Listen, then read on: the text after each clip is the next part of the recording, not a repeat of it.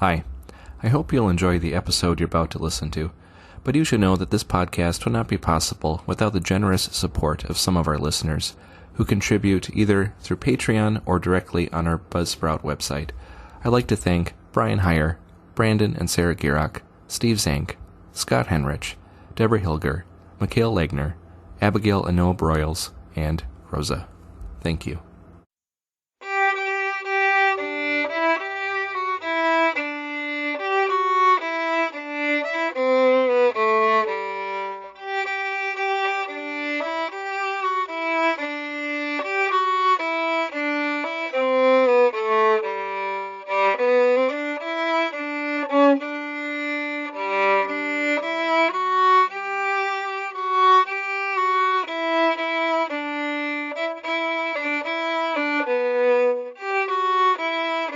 Welcome to the Lutheran History Podcast, where we cover over 500 years of Lutheran history. Today, we welcome back Professor Joel Otto, who teaches church history at Wisconsin Lutheran Seminary. He is also the chairman of the WELS 175th Anniversary Committee, and we're here to talk about WELS 175th topic, 175 years of WELS worship. Professor Otto, thank you for joining us today. It's my privilege. Thanks for having me. Absolutely. So first, as we're trying to cover 175 years in about an hour or less today, it's a lot to talk about, but could you give us just a general characterization of the public worship practices in the earliest years of our synod's history? Sure. They were probably kind of a little bit all over the place. There wasn't a lot of consistency, and I would say there was a certain degree of Reformed influence. These were men who, the earliest Wisconsin Synod pastors were men coming over from typically mission societies that had, were fine being Lutheran or Reformed. So there wasn't always an understanding or appreciation maybe for the Lutheran liturgy and even some of the good Lutheran hymnody of the 16th, 17th centuries. They also they came over with whatever hymnals they had used back in the fatherland. And that was the case with a lot of the members too. So there was not a lot of consistency. They were all often worshiping in either in people's homes initially or kind of rudimentary structures that didn't really allow necessarily for good Lutheran liturgical worship always. So it was kind of a lot of all over the place. I think one illustration maybe helps you see on Muehlhäuser's Grace congregation had it in their church constitution. Never shall the old Lutheran liturgy and agenda be used in this church. Now, it must have been in part of the constitution that could be changed later, because I would say Grace Downtown does use the old Lutheran liturgy, but there was just a little bit of a bias, I think, against that. On the part of the earliest Wisconsin Synod pastors when it came to worship practices. Now, was Old Lutheran using that more specific term of he's looking in and around Milwaukee at the Missouri and especially the Buffalo Synod, more a legalist idea? If you aren't doing it this way, it's not proper worship. Do you think, part of that? I imagine that was part of it. I think it was also just the openness to more Reformed. There's just this Reformed pietism influence that those mission society guys had, and probably not the same understanding and appreciation for the more historic Lutheran liturgy. But I think there was maybe a little bit of a feeling that we don't want to be, that those guys are too stodgy and too, if you want to say legalistic is maybe a good word, too formal, maybe. But it kind of shows up a little bit in earliest church architecture too, where there's kind of a decided Reformed influence, where the pulpit is much more prominent, high in center, and the altar is kind of a little table below that and not very prominent. And so like Old Grace Church had that, some of the earliest churches had that. It's not until you get a little bit later where you get a little more balanced visual approach, architectural approach when it comes to the laying out of the chancel in some of those churches. Yeah, and I've noticed that too. I did a class on theology and the arts, and my presentation was just Lutheran church architecture, and for this, maybe it's the time period, but also maybe the philosophy or theology behind it. There's a lot of like Greek revival style churches in the um, that early generation, like Grace Downtown doesn't have a, I don't think it had a steeple on it or anything. Right. Um, Yeah.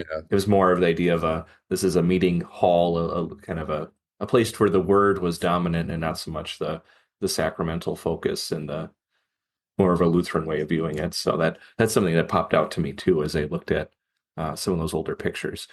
So I think you described some of the way it was in the first decade or so. What were some of the just kind of the practical challenges that came along with some of those issues or the way things were? Well, I think one of them I mentioned just the hymnal situation. I mean, it was, the time of the judges kind of you didn't Hmm. have any kind of consistency. Whatever region you came out of is the hymnal you brought with you. And I think I even read somewhere that often on the hymn board they'd have to list the hymn number like three different numbers for it because people were Yeah. operating out of several different hymnals. So I think that was a very practical challenge. And I think also just you're dealing with you don't have the instrumentalists or the instruments to lead good worship. Organs are not a thing that are happening too often unless it's a temporary thing. You might have somebody bringing something from home, but that also causes some challenges as well. Yeah. Well, then how was kind of worship revived or brought back to more of a Lutheran practice or understanding? It also just maybe the quality and consistency. How are all those things improved and addressed? Well, I think it coincides, in my opinion anyway, coincides with the confessional, the more confessional turn that the Wisconsin Synod takes under Boding and guys like Philip Kaler and Gottlieb Reim and others, as their influence is felt more in the Synod. I think you see that change in appreciation for a more liturgical worship. I just think of Boding's church, it's St. John. It's the original one. You get a picture of that where you see a prominent altar, the pulpit's off to the side, baptismal font there that you can see. Um, that picture even has a banner across the front with a picture of Luther on it. Yeah. But you just get the idea that there's a little more appreciation for an understanding coming out of a guy like Boding and others that he's influencing. Then in 1870, the Wisconsin Synod produces and prints its first hymnal. And so trying to find a way to have a more consistent resource for worship, I think helps too. Um, Now that hymnal, it had 695 hymns. It skewed a little more toward pietist sources for a lot of the hymns. The first edition, when they saw it, there was a committee at the Synod Convention, and I think it was 1871 that was charged with reviewing it. And the second edition, they excised some of the hymns and replaced them with Mm. better ones because some of them had, there were some questionable things, some questionable, little millennialism, unionism, some that just were confusing. And so you compare the two lists from the first edition and then subsequent editions, and there's some changes that they made. Apparently, the editorial staff the oversight wasn't as good the first edition, but that's a resource to try to help provide some consistency. There still was not much in the way of liturgy. The liturgy was very sparse in that German hymnal. Um, but that German hymnal goes through numerous printings. Uh, it interestingly had the small catechism in it. The Augsburg Confession was in it. Uh, Hmm. they had some of the later editions had collections of antiphons that could be used, so kind of a little short psalm responsive reading. Um, Also, interestingly, that hymnal continued to be published by Northwestern Publishing House into the 20th century. In fact, the last edition was published in the early 1960s. Oh, really? That late? Yeah. That late, yeah. I Yeah. found there was a copy of one of those. It was either in the It's either in the rare books room here at the seminary or it's in the hymnal collection at the WELS Museum. Interesting, because I remember seeing I think either Northwestern or probably also the Gemeindeblatt were trying to have like a house clearing sale in like 1946, Yeah, right after World War II, and they were trying to get rid of some of that stuff. But apparently someone still was writing in, I need my I need a need my hymnal. new German hymnal. Yeah. Well, I was going to say too that 1870s hymnal must have been widely accepted and popular, not only for how long it was printed, but it's not that hard. I've several copies have just kind of fallen into my hands. They're kind of everywhere if you're in the right places, or anyone today can probably find a couple on used books, even online to buy. They're Yeah, out there's there. there's there's a whole slew of them in the WELS Museum and the rare books room here in the library. And they came out with a couple of different editions. They had like a small pocket edition that the most lay people would have, but they had a little bit of a larger edition too. None of them though had musical notation. So Hmm. they're just the texts of the hymns, but some were a little Yeah, larger print. yeah. And I'm thinking now, I think I have two of my great grandfather's version, catechism confirmation gift versions of those hymnals, both sides of the family. We Oh, still have them, and that's kind of that gold embossed thing. So yeah, there was that long tradition of a hymnal though being um, you're confirmed. It's either the Bible or the hymnal that people get, and we still keep that tradition going. I think that kind of shows how important worship is to everyone, right? You want to each have yeah. your own I hymnal. got both. I got one of each. So Oh, you of the which editions? I got a Oh, you got a TLHP. Bible. Oh, And okay, and then I got an NIV Bible, both embossed with yeah, my name on it and the date and the confirmation date. And yeah. I think my sponsors colluded. So one got one and one got the other. So one of my sponsors gave me the Bible, but my grandparents, my grandma and grandpa Schutze, gave me the hymnal. oh, good. Little note in it. Yeah, yeah. Well, those are the kind of the nice things that you want to hold on to, even if we're onto a new hymnal or two by now, right? So, well, I think let's talk about now in more of the 20th century. What were some of the challenges as the synod got into the early 20th century? I would say the biggest challenge was, of course, the language issue, the move to English and the need to find English resources for worship. The Missouri Synod had, I think, already as late as early as the 1890s, there was an English language hymnal floating around.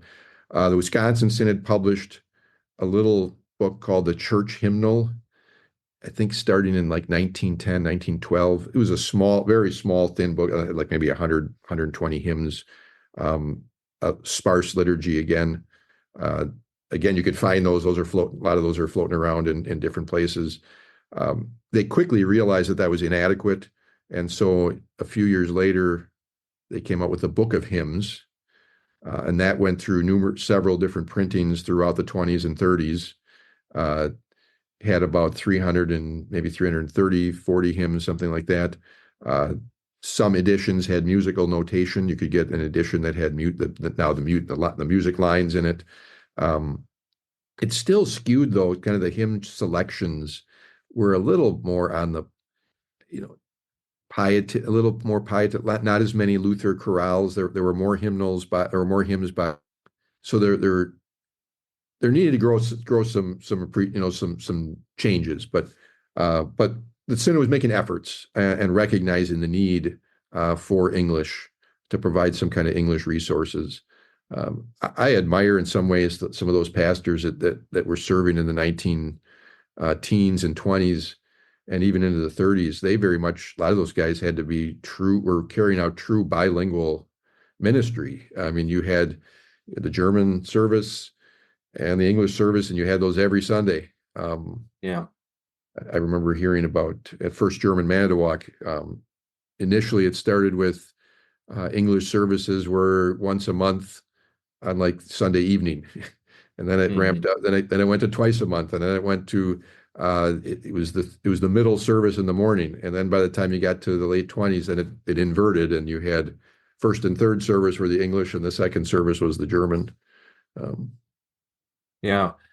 It's interesting as I'm doing little local church history research. I think the Wausau Daily Herald or whatever the main paper was, it lists all the churches for the whole county, and it tells you can track the change over time, the German versus the English. And I was just looking at the minutes of one of the smaller country churches that's now part of our congregation today, and all still in the 1950s, there was a motion to increase the number of German services. They didn't like the cutback, and I think it was defeated 11-4 or whatever the numbers were. But they were, that German language had, as we said with the printing of the hymnal, that was had a long staying power, perhaps longer than what some people would think.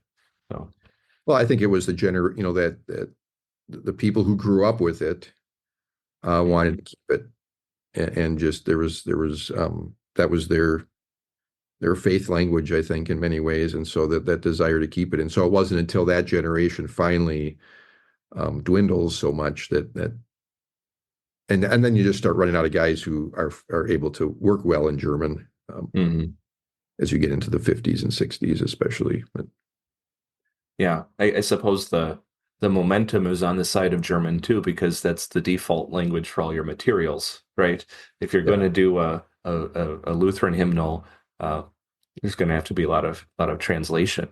Um, well, I think before we get to the famous TLH, we should maybe talk about not only what worship sounded like as it was sung by the people, but what did it look like to go to church as we go from the 1800s to the 20th century. Do you have any observations or comments about church construction and architecture? yeah. I think starting in, I mean, there are a few. You start to see, what do I want to say, better Lutheran architecture evident already in the 1870s. I think of like First German in Manitowoc was built in 1873. Beautiful ornate altar, pulpit, wraparound balcony, but the pulpit's high. You're at eye level with the balcony, and a solid baptismal font. So you start to see that, and then that carries over into as churches are starting to be constructed, as the congregations become more settled, and the people become more settled and are more financially able to support that. You start to see some beautiful big churches built in some of the cities in the late 1880s. Think of St. John's on 8th and Valete. Um, Couple of big churches in the Twin Cities. St. John and St. Paul was constructed in the 1890s. Grace, the turn of the century in downtown Milwaukee. Just some gorgeous, huge churches, but very much Lutheran architecture that you start to see evident, and good use of art. The recognition that stained glass windows and other artistic, paintings and things like that are being employed. Very Lutheran in that sense, that we can communicate the gospel through the visual arts as well. I think in some ways the kind of the golden age of church architecture. You think of the 19 teens and 20s. Some of the beautiful churches that you see built. I think of the St. Paul Saginaw, the huge stained glass windows, just gorgeous, and large sanctuaries that are filled with people, because those churches are large, and but with you kind of get the idea. There's a thought toward understanding of the Lutheran means of grace, uh, focus in worship. Yeah. Right now, maybe people can hear a little background noise. They're building our brand new church right outside the window here, and it's a wonderful, exciting opportunity. And yeah, we had to think about what makes a church not only welcoming to guests, but there are also important theological messages in what you put in and the layout and what gets emphasized in that space. So it's been a good thing for everyone who's in the construction phase to consider these things. But I have to admit, as Can excited I as interject just for oh sure, go I ahead. I vaguely remember as a little boy when your current sanctuary was being constructed, Hmm. because my grandfather Otto was the pastor, and I remember just Yeah, kind of seeing the building project. You can kind of envision it in my head, when that was built. That was been yeah, back in the mid 70s. So yeah. Just our current, I should say, structure just turned 50 last year. Okay, so that would have been, yeah, I would So have been like, I yeah, would have been like 74. I would have been like in kindergarten or something like that. And Yeah. it was right towards the end of his ministry that he got that finished. Yeah. Yeah. He was one of those transitional, yeah, figures for that. And the nice thing is that it's not all that long ago. We have plenty of members who could vividly remember our old 1888 building, that one had gone through renovations, of course, but that was torn down. Now it's the parking lot. Yeah. So the story and that's something I've experienced now as we're building. People are excited for it, but there's a lot of emotion attached to that physical space where you had worshiped. And now some of our older members are now emotionally invested in three three buildings now, the old, the current, and the new one, and they all have different memories attached to it. So yeah, that physical space is something really important for worship. I guess what I was going to say too, though, as we're excited for this new church building, and now we're a little off topic, though, I was thinking though back of those older, like you said, the late 1800s up into the teens and 20s. I was just at my in-laws' church, St. Paul's in Fort Atkinson, and the church isn't massively large, but it's still pretty big, a nice brick building. And I'm just walking up the spiral staircase up to the organ loft, and I just said to myself, they don't make it like this anymore. No. Just the ornate woodwork, the stained glass, um, the brickwork, and just that they really had a sense of style and quality back then. That's kind of hard to replicate, at least in an affordable way today. Yeah, it communicates a certain transcendence. I think they kind of understood that with often with the peaked ceiling, the high ceilings and things like that too. One thing that they don't have, most of those churches, no narthex really to speak of. Right. And it really wasn't needed back then. These were neighborhood churches, and you saw your neighbors all the time anyway. And so, you went to church with them, but you kind of did your socializing during the week.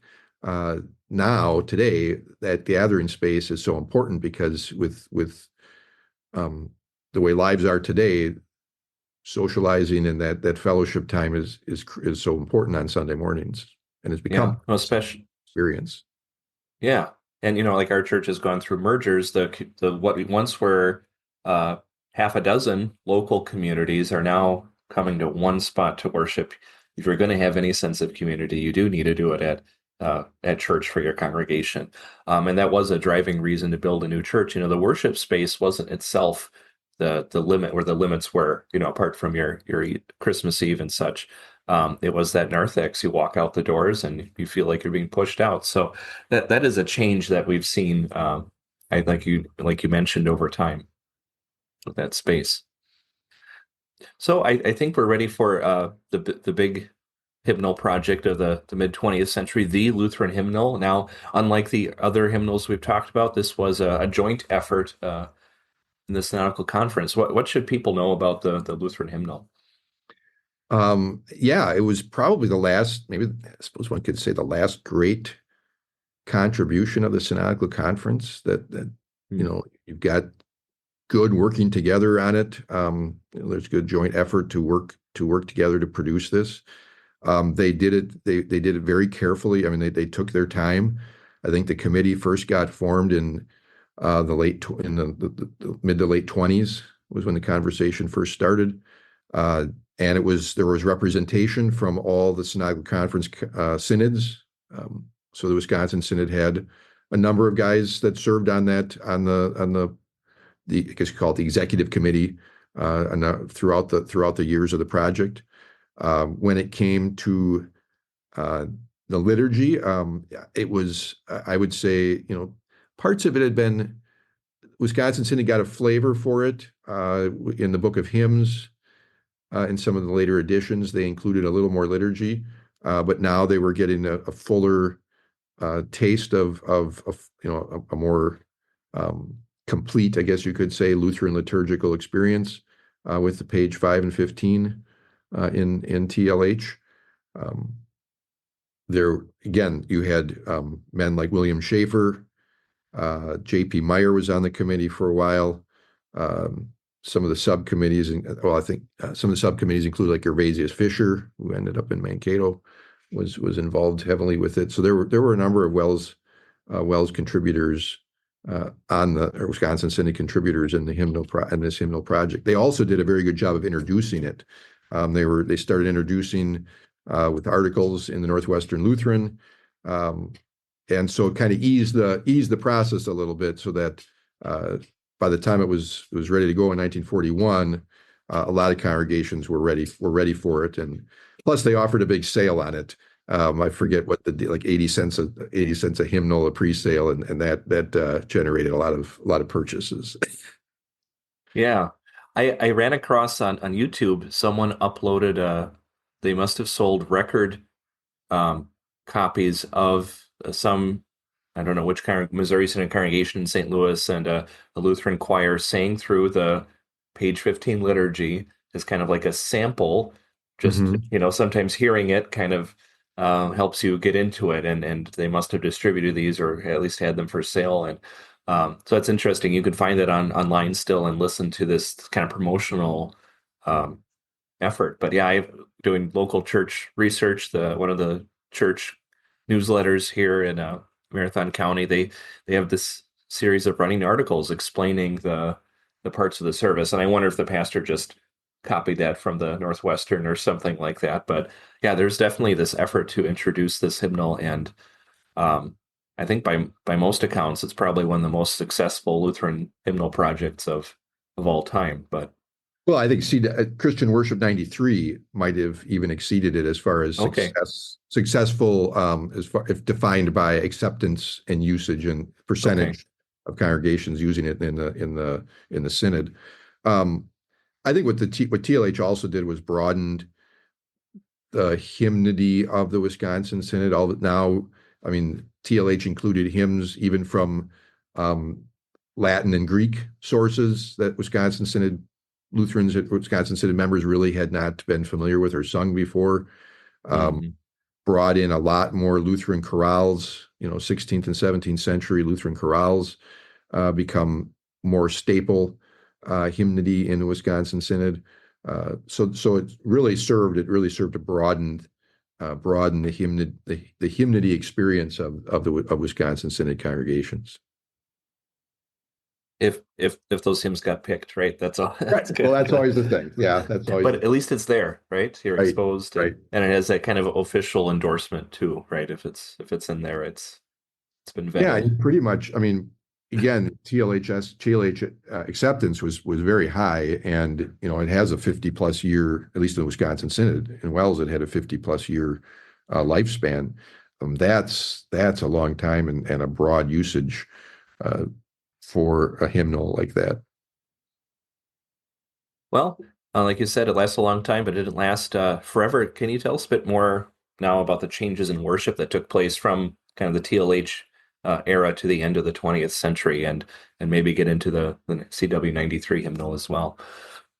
Yeah, I think what starts to drive some change. I think there's a couple of things. Again, language, particularly Bible translation, where you get away from the King James version and start to use the NIV, so that more archaic language that was so familiar with page 5 and 15 is starting to sound uh, just doesn't resonate in the American ear as much, particularly as the Wisconsin Synod is expanding its mission outreach in the 60s and 70s into states outside of the heartland.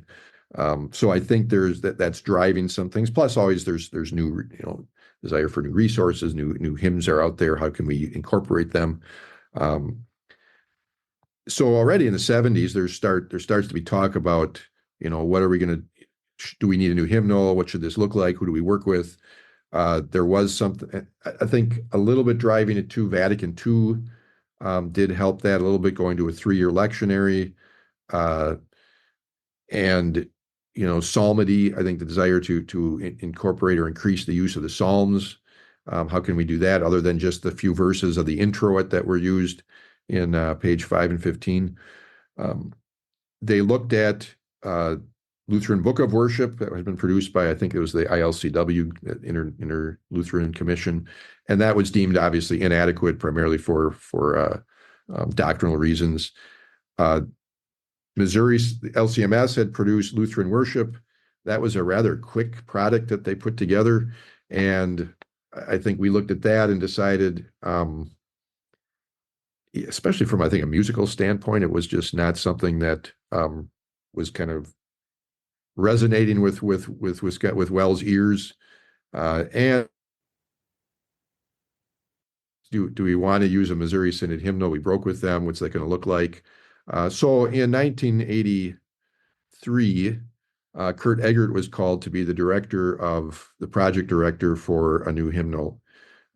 They had a committee, several committees put together to work on it. So it was a 10-year project from start to finish. And, I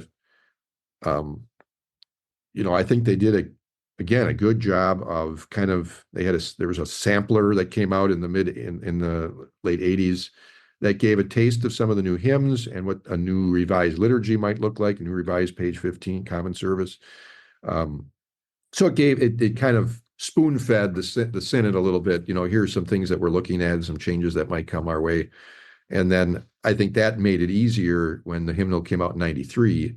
People were ready for it. They did a good job of introducing it. I had the privilege of introducing it to my vicar congregation in Advent of 93.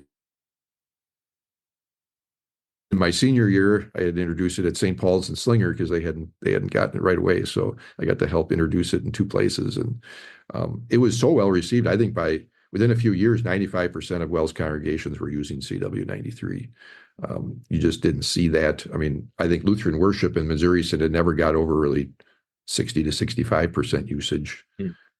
So from that standpoint, it really provided again consistency and that kind of resource that helps bring congregations of a synod together, I think. Yeah, I was going to say I was just I was too young to remember the TLH. It was already kind of just assumed that we would have a Christian Worship 93 as our hymnal. So I guess the next question then would be, not to jump 30 years too quickly, what led to the expansion of those Christian worship resources, and well, why a new hymnal? Some people might say already in 2021, but there was a perceived need for it, and this was the answer. Yeah, I think maybe two things were driving it. There has been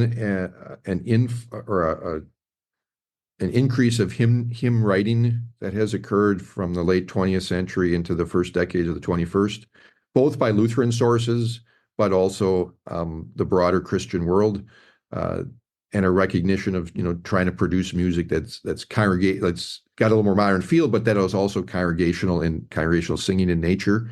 I think of the Keith Getty hymns, Townend and stuff, Stuart Townend and those hymns. But you also have a lot of Lutheran sources too. Stephen Starkey, Yaroslav Vaida, some hymns which had been incorporated in few Vaida hymns got into this, we're a 93 hymnal. Some ended up in the supplement, including a lot of the Starkey hymns in Herman Stimpfli. So that new body of hymnody to pick from, but also I think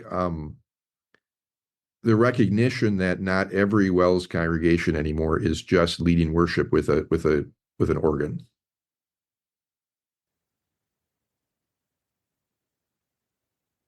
A variety of musical instruments like piano or musical ensembles. And so that's been a been part of the hymnal project. I mean, you got the hymnal, yes. You got the accompaniment editions, but also there's a lot of online components. And I think that's been a big part of the hymnal project overall. When you really stop to think about it, CW 20, Christian Worship 21, the amount of materials and resources that are available for musicians, the new service builder that allows for easier production of worship folders is kind of astounding, actually, in some ways, I think. So I think that's a lot of what was, I think, driving a new hymnal project to provide a new each generation wants to give a new voice, and so what additions to the voice can we have been out there that we can provide for the next generation.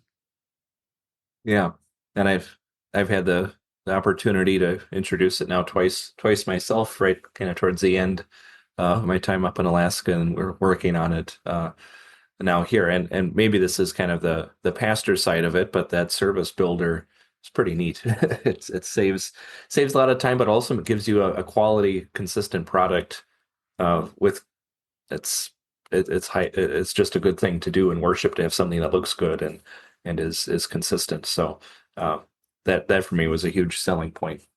I wish I would have had it when I was in the parish. Yeah, absolutely. Well, I think that brought us up to the current day in about 45 minutes or so, as we're going through 175 years of WELS worship. Of course, this is a history podcast, and we want to, of course, assume that history always is valuable about knowing and learning from. But are there any particular lessons from our synod's worship past that can help us as we look forward to the future? Well, I think just trying to keep in mind who we are as confessional Lutherans, and that carries itself out in our worship. I think from an architectural standpoint, I appreciate some of these new churches that have been constructed. I haven't seen what you guys are going to look like, but I assume that it's going to be clear pulpit altar font, means of grace focus like that in our architecture, and that we continue to provide a curated set of resources for use by congregations that the importance of that our Lutheran confession is there in what we do on Sunday morning. I think it feeds people. It puts doctrine on their lips, but at the same time, it serves them in a devotional sense. You're letting God's people be the universal priesthood as they sing and confess to each other. And Lutheran worship does that and allows for that, and that we recognize the value of that. And while maybe our earliest days we didn't perhaps catch that as well, I think we've seen a positive growth in our synod over the decades. And so I was on the hymns committee for the 21 hymnal, so I was involved with that. But a lot of work was put into that to try to, I couldn't even tell you how many hymns we sifted through, and to try to find, the 600 plus that are in there that can serve God's people for, well, God willing, for another 20 years. Years. Another generation, right, gets a chance perhaps in the future, and that's kind of the idea behind that kind of pace of hymnal production. So, well, I think that's why this is valuable to have this conversation with you today. As we can always dig back in the archives 50 years later and try to figure things out, or how about we just ask you now about it? So, well, thank you for this opportunity to share what you've put together on WELS worship. I should note to our audience, if you're listening to this as it comes out, there will be an opportunity to hear Professor Otto present with pictures. I've seen the slides, lots of fascinating, at least to me, images of WELS worship spaces, harder to describe on a podcast, but you can see some of that stuff. He's presenting on April 12th at 10 a.m. at the Salem Landmark WELS Historical Church. So you can find information on that in the WELS Historical Institute. So Professor Otto, thank you for your time today. You're welcome. My privilege.